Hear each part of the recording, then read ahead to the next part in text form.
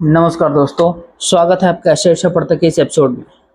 दोस्तों, इस 18वीं लोकसभा चुनाव में पीएम मोदी को केंद्र में पूर्ण बहुमत क्या नहीं मिला कि भारतीय जनता पार्टी के नेता अब तमाम तरह की बात कहने पे उतर गए।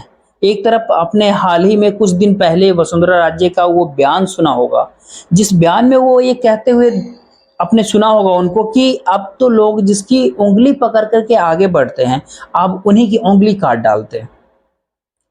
और ये इशारा साफ सी बात है कि अपनी पार्टी की तरफ वो इशारा कर रही थी। राजस्थान में भारतीय जनता पार्टी को अपेक्षित सफलता नहीं मिली, बल्कि कांग्रेस पार्टी जो 2 लोकसभा चुनाव में शून्य पे निपट रही थी, वो काफी आगे बढ़ गई। और अब जो भाषा वसुंधरा राजे ने बोला, कमोबेश अगर एक माने तो एक अलग अंदाज में, लेकिन उसी प्रकार का कुछ तंज व्यंग बिहार बीजेपी का वरिष्ठ नेता, पूर्व केंद्रीय मंत्री अटल बिहारी वाजपेयी के दुलारे माने जाने वाले संजय पासवान ने कर दिया। संजय पासवान ने साफ साफ कहा कि नीतीश कुमार नहीं होते तो भारतीय जनता पार्टी शून्य पे आउट हो जाती। बिहार में भारतीय जनता पार्टी का यानी पीएम मोदी का खाता नहीं खुलता। इतनी बड़ी स्वीकारोक्ति भारतीय जनता पार्टी बीजेपी के नेता के द्वारा किया जाए, उस नेता के द्वारा किया जाए जो बीजेपी की सरकार में केंद्रीय मंत्री रहे हैं, जिनके बेटे गुरु प्रकाश पासवान अलग अलग चैनलों के ऊपर भारतीय जनता पार्टी के प्रवक्ता के रूप में बैठते हैं। अगर वो नेता अगर ये बात कहते हुए नजर आए कि नीतीश कुमार बिहार में नहीं होते 2024 के लोकसभा चुनाव में, तो बीजेपी 0 पे आउट हो जाती। इससे बड़ा सार्वजनिक मतलब एक कहते हैं ना कि इस तौर से ये बात सोचा जा सकता था कि ये आवाज अगर बीजेपी के अंदर से आ रहा है तो नरेंद्र मोदी का ब्रांड बकौल संजय पासवान, उनके कहने का जो अर्थ है उससे साफ जाहिर होता है कि नरेंद्र मोदी का ब्रांड बिहार में भारतीय जनता पार्टी का खाता नहीं खुलवा सकता था। ये सिर्फ और सिर्फ नीतीश कुमार की बिहार में देन है कि बिहार में 1 दर्जन सीटों तक भारतीय जनता पार्टी तक पहुंच पाई। सवाल इस दौर में यह है कि संजय पासवान को यह बात कहने की नौबत क्यों आई। सवाल तो ये भी है कि क्या नरेंद्र मोदी, पीएम मोदी भारतीय जनता पार्टी के भीतर इतने ऋणी हो गए, इतने कमजोर हो गए कि भारतीय जनता पार्टी के भीतर, उस बीजेपी के भीतर जहां देवताओं का देवता और पता नहीं क्या क्या कहा जाता था पीएम मोदी के लिए, अब ये स्थिति आ गई है कि नीतीश कुमार के भरोसे बीजेपी का रेस्क्यू ऑपरेशन बिहार में हुआ। अन्यथा बीजेपी का बिहार में खाता नहीं खुलता ब्रांड मोदी के रहते।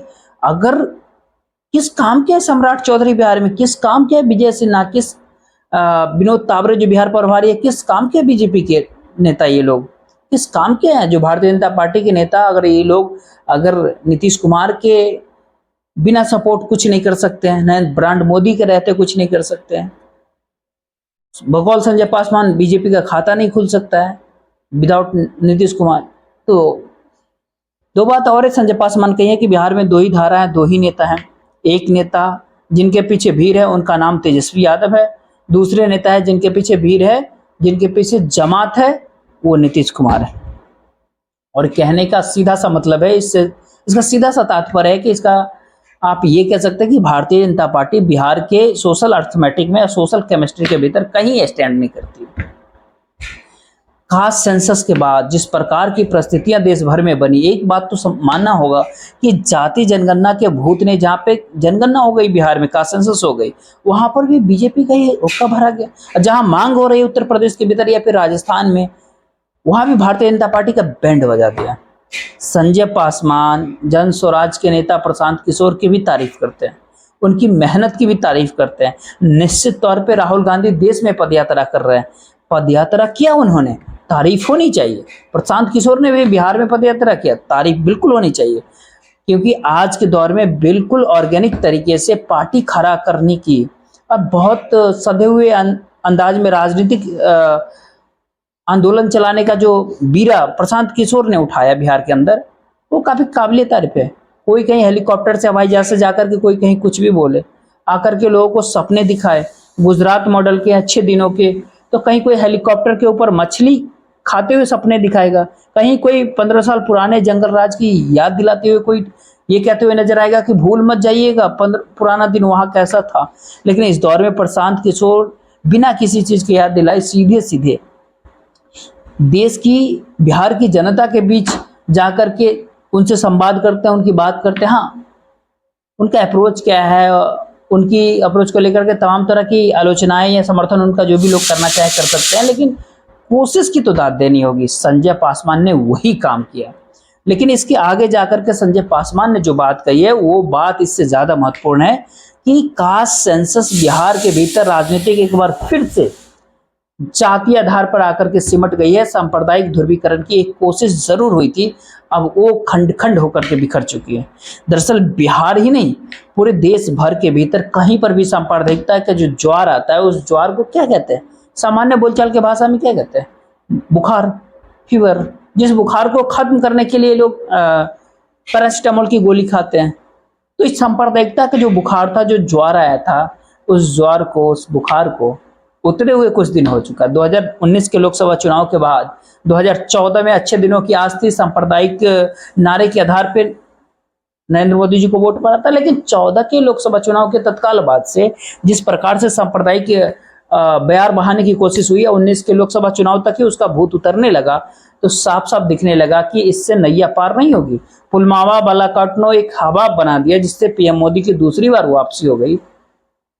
उस समय ही दिख चुका था कि बिना ये पैरासिटामोल की गोली के जो है ना, सांप्रदायिकता के बुखार उतर गए। संजय पासवान इसकी स्वीकारोक्ति करते हैं, इसको स्वीकारते हैं कि अभी कोई सांप्रदायिकता की नैरेटिव बिहार में नहीं चल रहा है। जातियों के आधार पर विभक्त समाज जो हजारों साल से जो है विचार विमर्श के स्तर के बीच जो अगर जब अधिकारों को लेकर के, गैर बराबरी को लेकर के, असमानता को लेकर के, सामाजिक असंतुलन को लेकर के, समाज के अंदर जब अलग अलग तरह के सोशल अंतक्रिया जो होती है, वो सोशल रिएक्शन या फिर अंतक्रिया के सहारे जो है जिस समाज का निर्माण होता है, उस समाज में भारतीय जनता पार्टी के लिए जगह नहीं है बिहार की।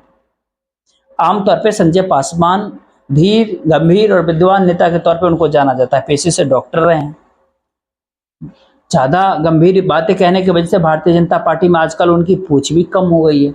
ये अलग बात है कि उनकी बेटे की पूछ है, लेकिन सवाल इस दौर में ये उठता है कि भारतीय जनता पार्टी के एक नेता के द्वारा इतनी बड़ी स्वीकारोक्ति कि नीतीश कुमार नहीं होते तो बिहार में जीरो पे आउट हो जाती भारतीय जनता पार्टी इस 18वीं लोकसभा चुनाव में, तो कहीं ना कहीं इस देश के लोगों के बीच नीतीश कुमार के उस छवि पर भी बट्टा लगाता है, जिस छवि में इस देश के भावी प्रधानमंत्री देखा, जिस देश ने आम लोगों ने केवल बिहार ही नहीं पूरे देश में पूरा मौजूदा निजाम, पूरा सत्ता से निजात पाने के लिए एक उम्मीद की किरण देखी थी नीतीश के अंदर। लेकिन वो सारी उम्मीद की किरण जब एक तरफ धुंध की तरह, वो धूल धूसरित होने का, जनता की उम्मीदों का कि नरेंद्र मोदी की सत्ता से नीतीश कुमार निजात दिला सकते हैं, उस उम्मीदों के कहते हैं ना धूल दूषित होने का क्रेडिट ही एक तरह से संजय पासवान नीतीश कुमार को दे रहे हैं। तो निश्चित तौर पे नीतीश कुमार के लिए तो बात है, ये तो तोहमत है। क्या इस तोहमत का बिहार विधानसभा चुनाव में वो जवाब दे पाएंगे? बिहार विधानसभा चुनाव नीतीश कुमार जल्दी कराना चाहते हैं। अब देखना ये है कि वो जल्दी करा पाते हैं नहीं करा पाते, लेकिन जब भी चुनाव होंगे तो क्या नीतीश कुमार इस फजीहत का जवाब दे पाएंगे कि उनकी वजह से पीएम मोदी सत्ता में? आज की तारीख में नरेंद्र मोदी वो नहीं है जो नरेंद्र मोदी 2013-14 के दौर में हुआ करते थे। आज के दौर में नीतीश कुमार भी वो नहीं है जो नीतीश कुमार 2005 और 2010 में हुआ करते थे। आज के दौर में तेजस्वी यादव भी उस लोकप्रियता की ऊंचाई पर नहीं है, वो तेजस्वी यादव नहीं है जो 2020 के बिहार विधानसभा चुनाव में हुआ करते थे। बिहार एक तरह से किसी भी नेता की लोकप्रियता की ऊंचाई को देखने की स्थिति में नहीं है, और उस स्थिति में अगर बिहार विधानसभा चुनाव संपन्न कराए तो अब अंदाजा लगा सकते हैं कि सामाजिक समीकरणों की और सोशल रिएक्शन और सामाजिक समीकरण, जिसे आजकल सोशल इंजीनियरिंग भी कहा जाता है, उस सोशल इंजीनियरिंग के लिए जब इतने गुंजाइश बिहार में बन रही है तो वही भारतीय जनता पार्टी आखिर टिकती कहाँ है, कहाँ रुकती है? सामाजिक समीकरणों के सहारे लालू यादव सत्ता बना लेंगे, हो सकता है नीतीश कुमार सत्ता बना लेंगे बिहार में, ये भी संभव है। भारतीय जनता पार्टी शायद सत्ता में आ जाए, ये भी संभव है बिहार में, लेकिन हालांकि चांस कम है।